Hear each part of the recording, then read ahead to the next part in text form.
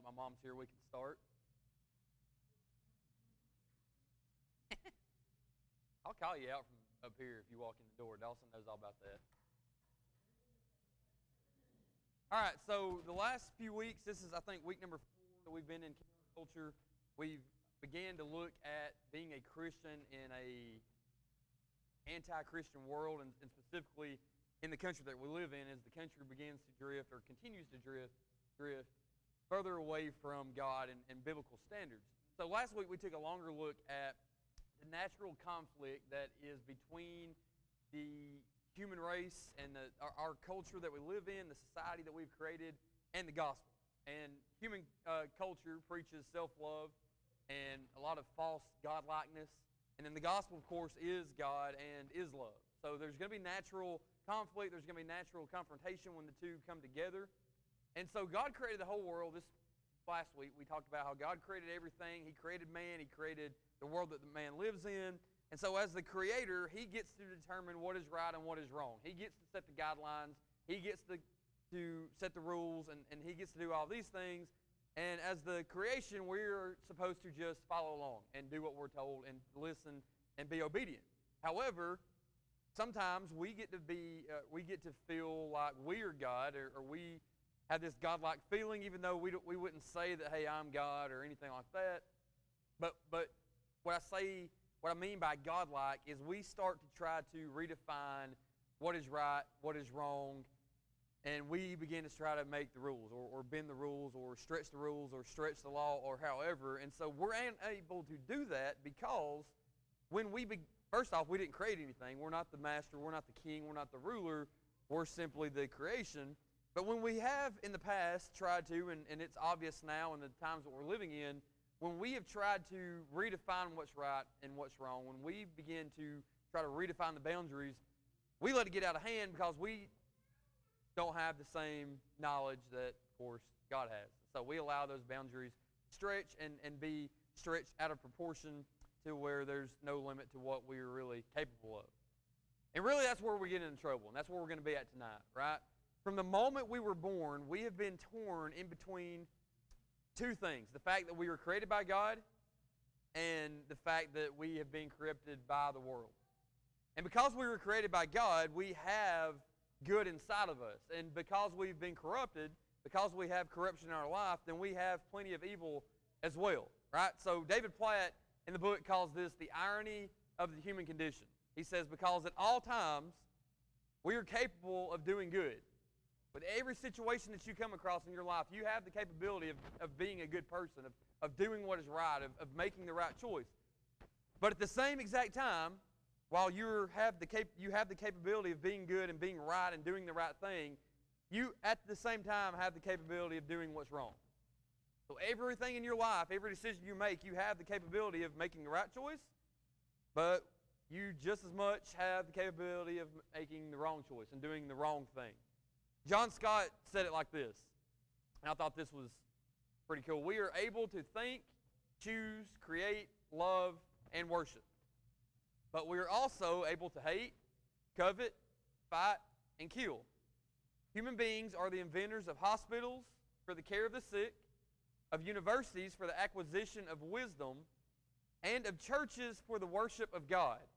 But they have also invented torture chambers, concentration camps, and nuclear arsenals.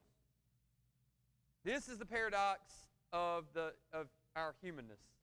We are both noble and ignoble.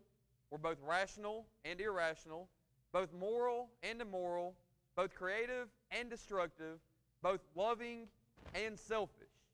So at all times, we, like I said, are capable of doing right and wrong. And you look at the history of humanity, we've done great things like create hospitals and churches and universities and all these things, but we've also brought so much evil into the world as well. So why is it like this? Why is there a constant war in each and every one of us to do right and at the same time something pulling us the other way to do wrong? So in the very beginning, if you got your Bible, Genesis chapter number 1. Genesis chapter number 1.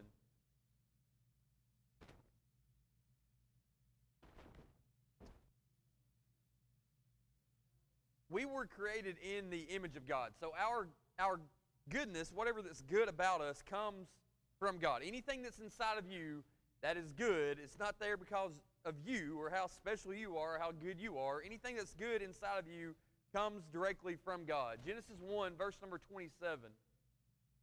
So God created man in his own image. In the image of God, he created him. Male and female, he created them. So while we are created in God's image, and while whatever it is that's inside of you that's good, that urges you to make the right decision, that urges you to make to be right or to try to obey and be obedient and be live life like God has commanded you to live, while we have that inside of us because that comes from God, at the same time we have been corrupted. And every one of us, whether we like to think so or not, are just like Adam and Eve in the Garden of Eden. Right? There are times in our life where we know what's right, but we have this moment inside of us where we think, even God is telling me not to do that, I still really want to do that. Because I know what's best for me, and I know that that's what's going to make me happy, and I know God has urged me not to do it, or encouraged me not to do it, or strictly told me, do not do this, but I really want to do it. Or on the flip side of that, there have been times in every one of our lives where God has specifically told you to do something. Go here, or do this, or whatever. And then deep down inside, you've told yourself, even though God's telling me to do this, I just really don't want to do it right now. It doesn't fit into my schedule. It's not for my benefit, right? It's going to help other people, but I don't see where it fits into my schedule or anything to do with me right now. I'm just not going to do it. So in both of those scenarios, by saying these things, and you probably have never verbally said that. You've never went home and said, God, I know you told me not to lie, but I've got to, right? But every time you do that, that's what's going on in your head by default, whether you realize it or not.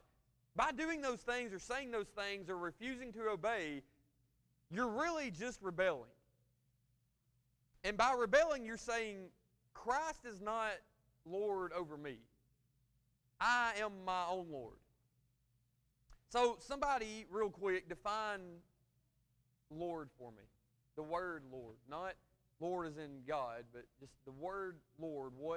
Define that for me. Anybody? Master of? Somebody that's over other people? Okay, so the definition that Webster's gives you, someone or something having power, authority, or influence, a master or a ruler. So that pretty much sums it up, right?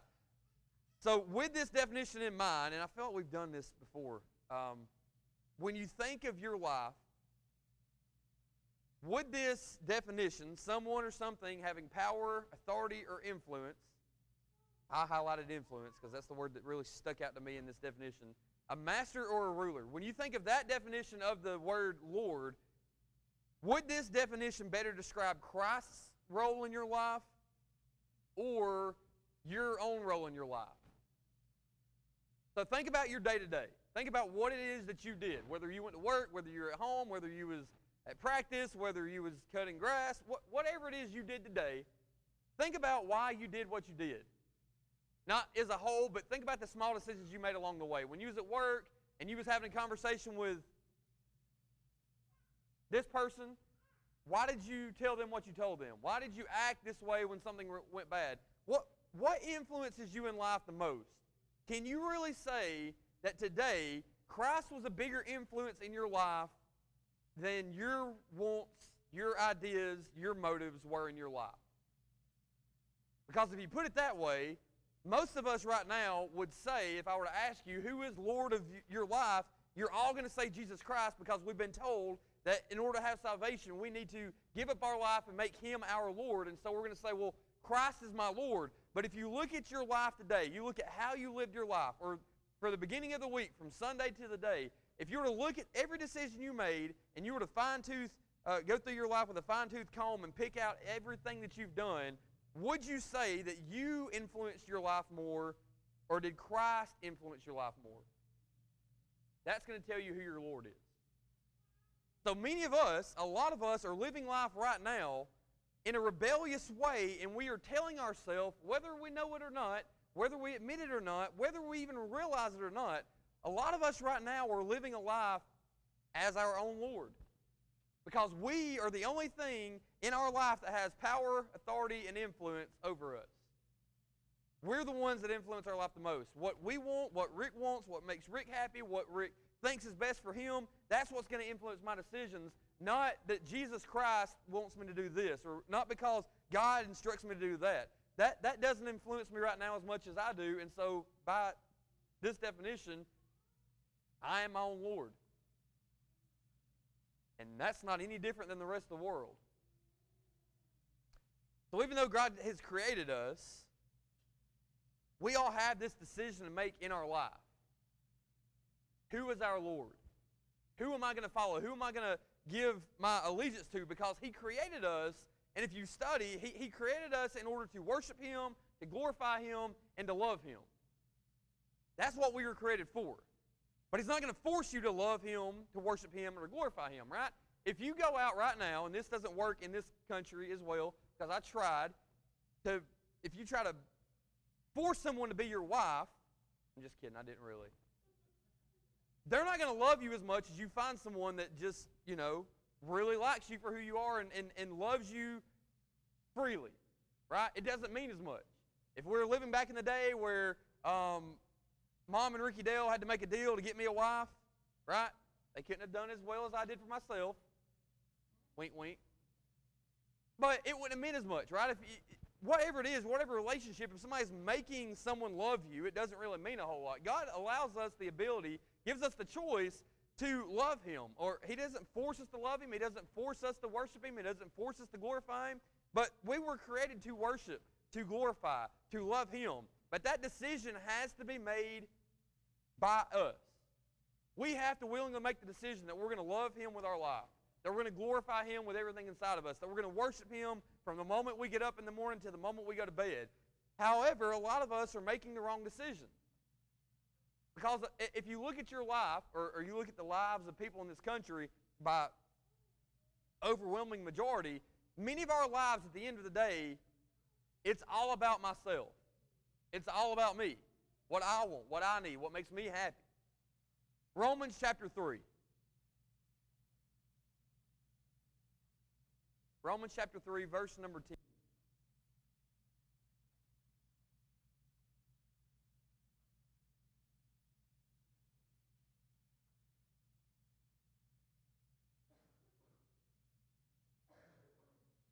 Romans 3, verse number 10. As it is written, none is righteous, no, not one. No one understands, no one seeks for God. All have turned aside. Together they have become worthless. No one does good, not even one. We were designed, you were designed, I was designed in order to put God first. And even beyond that, you were designed, I was designed to put God first and then other people next. I fall last on that list.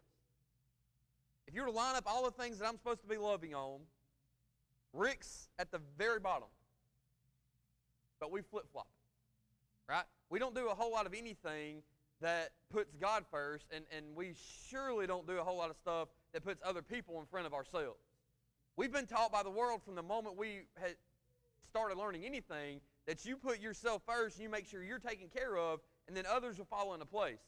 So the essence of everything in the Bible that is called sin is all rooted from that. Exaltation of self. Every sin in the Bible stems from that. Murder is really just putting yourself above other people and above God. Stealing, you're putting yourself above others and God. Greed, you're putting yourself above others and God. Adultery, you're putting yourself above others and God. There's a lot of different sins, and we could go on and on and on with that list. There's a lot of different sins that are in the Bible, and there are a lot of different sins that you can commit. There's a lot of different sins that you have committed. But every single one of them begins with exaltation of self, where you put yourself above God and you put yourself above everything else. We talked about this last Wednesday night. We talked about it on Sunday morning. That was the original sin. It wasn't so much the eating of the fruit. Now, that was a sin, but it all began when Adam and Eve decided they were bigger and better than God. And they decided that what they wanted trumped what God had told them to do. You rarely hear anyone say or admit that they're worshiping themselves. If you were to ask somebody, what is it that you worship? Nobody's going to say me. Nobody's going to like that person, right? But if you followed any individual around, if you followed me around for one day, I promise you I will give you all of the evidence that you need that I'm worshiping myself. That the decisions I make benefit myself. The decisions I make are really, and even stuff that you would think, man, Rick is a great dad, Rick's a great husband, or Rick's a great pastor. A lot of the stuff that you do that you think looks good because you're being a husband or being a father or being any of those things really is just to make yourself happy. Because you know what? When Hollis is happy, that's when I'm the most happy. So even in stuff like that, even when you're in church, even when you're at home, even when you're at work, when you feel like you're being a great family man or woman, or you're being a great employee, or you're being a great church member, a lot of that stuff is also rooted in self-exaltation. And in that quest to worship ourselves, in that quest to make sure that we're happy, that we're satisfied, we become slaves to the very sin that is rooted in self-love. Turn one more time, John chapter number 8. John chapter 8, verse number 34. These are Jesus' words himself. Jesus answered them, "Truly, truly, I say to you, everyone who practices sin is a slave to sin." One more time. I say to you, everyone who practices sin is a slave to sin. Take, for example, an alcoholic. Right? There's, that I know of, never been an alcoholic that woke up one day and said, hey, I want to be addicted to alcohol. Seems like a great thing to do in my life. I'm going to go and give everything I have, all my ambitions, all my money, all my relationships, and I'm going to sell all of it out for alcohol. But what happens is, at one point in somebody's life, they decide to take a drink because it's self-gratifying, right? For whatever reason, whether you want to drink or whether it satisfies your need to fit in with other people, but you take a drink, and then it goes from there. And then pretty soon you need more, and you need more, and you need more, and then one day you're an alcoholic.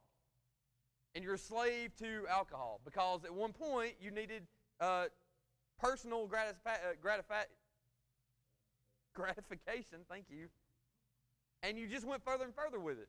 It's the same thing with anything. It's the same thing with a porn addict. It's the same thing with a drug addict. It's the same thing with what we call a habitual liar. It's the same thing with someone who is committing adultery nonstop. It's the same thing with someone who steals everything all the time. All these people that you look at their life and you say, what happened? How did you end up this way? It all stemmed from one decision where they told themselves at the beginning, God, I know you told me not to do this, but it feels good. But it's what I need to do right now. I know you told me not to do this, but I can't right now. It all starts with self-exaltation, exalting yourself above God and above others, and begin to make decisions that lead to making you happy and you alone happy. And according to Jesus, once you make that decision, everyone who practices sin is a slave to sin. We think that we're free to make our own decisions. And we think, look at me, I'm an adult, I've lived my life, I've got my own, I make my own living, I can buy whatever I want to do, I can drink whenever I want to drink, I can look at porn whenever I want to look at porn, I can go and lie whenever I want to, I can cheat whenever I want to, I can steal whenever I want to, I'm a grown man, I can do whatever I want to. And when we think we're doing these, we're making these decisions because we're free to do so, because we are our own being, we never really even see the bondage that's being bound to us. We never really even see the chains that are being put on us, and pretty soon we wake up one day and we're chained to these things that we've chased our entire life, and we've spent years and years and years chasing the very thing that at one time we did because we liked it, and now we do it because we have to do it. Because it has us chained down, and we are its slave. No matter what sin you're wrapped up in, no matter how severe, no matter how mild you think it is, you are guilty of rebelling against God. Whether you're sitting on death row because you murdered 10, 20 people, or whether you tell lies nonstop, whatever it is that you're doing, you've rebelled against God, and that is a very serious offense. It doesn't matter what the court system in America tells you is more severe than others. It doesn't matter what the sentence is for those crimes or anything like that. Anytime you rebel against God, it's serious. And there lies the conflict in our life. There lies the conflict in the society that we live in, because we were created by God in His image. Right? We were created to be like God, and so inside of us, we have been wired up to know what is right. God wired that in our DNA from the get-go. He created us in His image so we know what is right. So if we're living a life that is in rebellion, and we're living a life that is rebelling against God, then there is going to be a sense of guilt in your life. There's going to be something telling you that you're wrong, that you're not doing what you're supposed to be doing, or you're not doing what you are supposed to be doing, right? And guilt is handled a few different ways. I read one time when I was studying, I think I preached a sermon on guilt, I can't remember, but I remember reading this person had said that guilt is like the bumpers on the side of 100 is the only road I think of in them stupid bumpers. When you barely touch the white line, it sounds like your whole truck's going to fall apart. That's what guilt's like. Because it's a warning mechanism to tell you, hey, you're on the wrong path, you need to correct it. And so in a healthy life, you're going to mess up, you're going to sin, right? Let's all be honest with each other. You're not going to go out of here for the, Rick just did such a great job, I'm not going to ever sin again. You're human, you're going to do stuff probably before you can get to your car. You're going to stub your toe, and you're going to cuss. Right? You're not going to stub your toe? You got stove-tailed shoes on? Stove-tailed shoes. Nobody caught that? I don't even know what a stove-tailed shoe is. Anyways, we're going to mess up. The healthy way to handle that, or the best way we could possibly handle that, is when you feel guilt, you think, okay, I've messed up. I need to correct this action and go the other way. I need to get back on course. I need to get back to where I was. I need to be obedient. I need to follow Christ better. I messed up. Let's move on from this. Let's go on. That's the healthiest way to handle that, right? Some people in this world try to deny guilt altogether. We just try to pretend like guilt doesn't exist, that we are simply our own free beings, like we said. There is no such thing as right. There is no such thing as wrong. We're able to choose and do whatever we want to do. We can live however we want to live, and there's nobody anywhere that can tell us any different, because they are in charge of themselves and I am in charge of me. And Platt made a good point when it comes to these people and the way they think. The people that will tell you that there's no right and there's no wrong and that you can live however you want to are the same people that are going to tell you your way of thinking is wrong and their way of thinking is right. Isn't that ironic? Don't you think? A little too ironic. Any Atlantis fans? So some people are going to deny guilt altogether. Some people, though, and this is where a majority of people fall in, I think, right now. They try to deal with guilt exactly how we began this Bible study talking about. We just kind of try to stretch our way of thinking, our standards, and we begin to try to redefine what's right and what's wrong, and so that we can fit everybody in and make everybody feel comfortable and make everybody feel accepted. And so when we feel guilty, we just try to talk ourselves into, well, it really isn't that bad. Or the world has changed, times have changed, society has changed, the way that everybody thinks is not old school. You know, this isn't the early 1900s anymore. This is the 2000s, and we can live a little bit different. That rules are not as strict and all that stuff. Some examples of that, we've talked about them prior weeks. Gay marriage, marriage altogether, abortion, things like that we've just kind of stretched the rules on so that we can make sure everybody feels comfortable. And so we've gone away from what the Bible says, because the Bible is an old school way of thinking. The Bible is closed-minded. The Bible is bigoted. The Bible is racist, homophobic, all these things all rolled into one. And so if we can just stretch the rules a little bit in order to make everybody feel better, then it's all going to be okay. And that's what we tell ourselves. Even if we pretend like guilt doesn't exist and that there is no right and there is no wrong, or even if we try to pretend like we can stretch the rules, and America's standards changed, and the church's standard has changed. That guilt is still there. If you were created, and the Bible tells us that we are, if you were created in the image of God, then there's going to be inner wiring inside of you that tells you when you mess up. Now, you look at people and you think, there's no way that that person can feel guilty or they wouldn't do that. You sin long enough, you'll get really good at ignoring that guilt. You'll get really good at ignoring the fact that you've messed up, and you'll just completely ignore those little speed bumps. When Dickie Joe first tried getting out, we put one of those invisible electric fences around the yard, you know, that shocks a normal dog and scares them.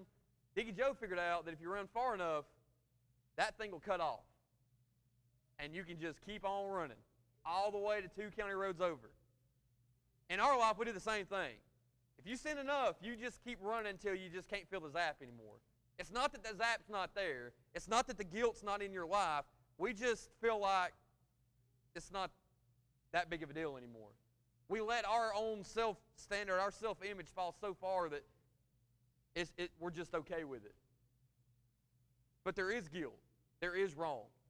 Think about this. Have you ever wondered why, and I was thinking about this today, have you ever wondered why the LGBTQ, all the letters now, I can't keep up with them, why they fight so hard to make you accept them? Why is there a need for them to make you accept their standard if it's all okay? If everything's fine and everything fits in and everything, then why are they trying so hard to justify or feel like they need to justify their lifestyle choice? It's because deep down there's some guilt.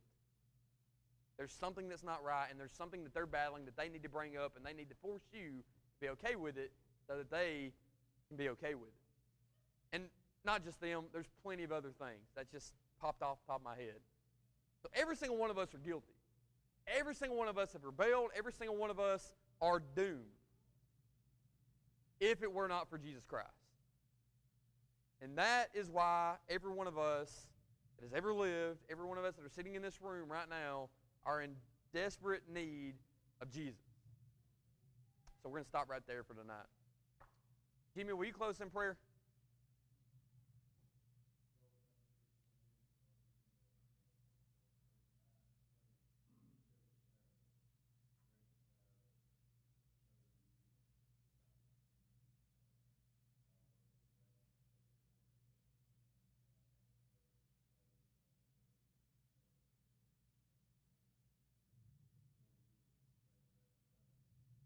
Amen.